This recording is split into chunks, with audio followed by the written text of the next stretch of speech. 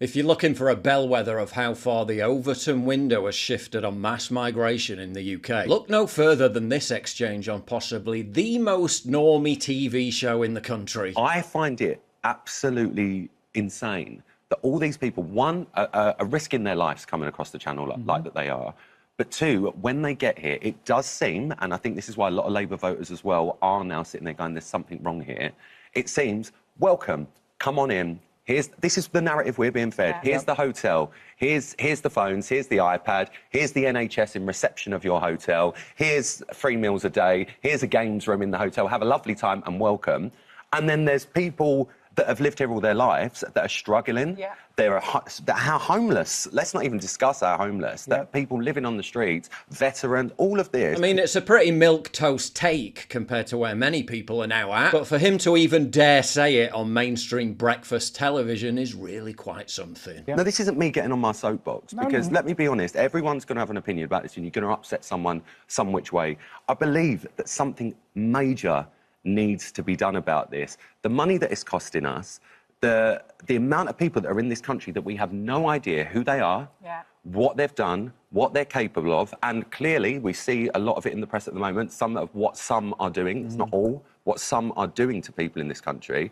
How can, if I turn up at Heathrow Airport as a British citizen and I've left my passport in Spain, I've got to stand at that airport and won't be let in and got to get this. But if I arrive on a boat in Calais, I get taken to a 4-star hotel. Perfectly reasonable opinion, you'd think. Not even as hardcore as what a plurality of Brits think. That migration should come to a total halt and mass deportations need to begin. Rylan Clark is by no means a right-wing political commentator. He's a gay reality TV star who went on to become a presenter. In many ways, he's the quintessential establishment lovey normie. A safe pair of hands in the eyes of TV executives, who probably never expected him to come out with something like this. Naturally, within minutes of Ryland's perfectly nuanced argument, hysterical shitlibs began the pile-on. Ryland has always been thick as shit, but at least he was innocent and funny. Not anymore. Ryland, I'm an easily led simpleton, a gullible twat that should be nowhere near political debate. Do better, Ryland. Apologise and stop cosplaying fascist and racist narratives, putting targets on brown and black communities. Ryland repeats a bunch of either false, exaggerated or misrepresented facts about the reality of migrants arriving in the UK, and at no point reflects on why they are leaving their homes, why there are no longer any safe and legal routes. Well, there are safe and legal routes. It's called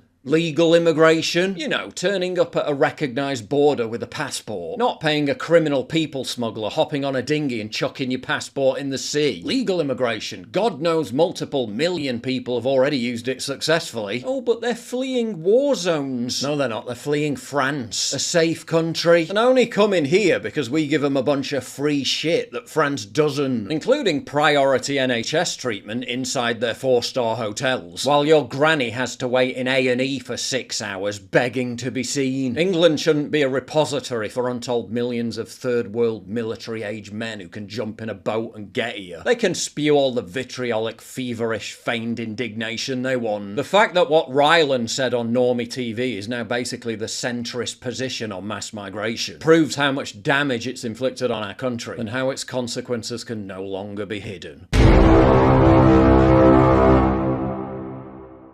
If you value what I do and you want to help support me, please visit pauljosephwatson.locals.com and either pledge a one-time donation or subscribe to join my community, get early access videos, and message me directly. And exclusive live streams coming soon too. Promise. Check out the Locals link down in the description. And don't forget to take a look at the brand new website modernity.news. That's where you'll find all my content, including exclusive articles. That's modernity.news.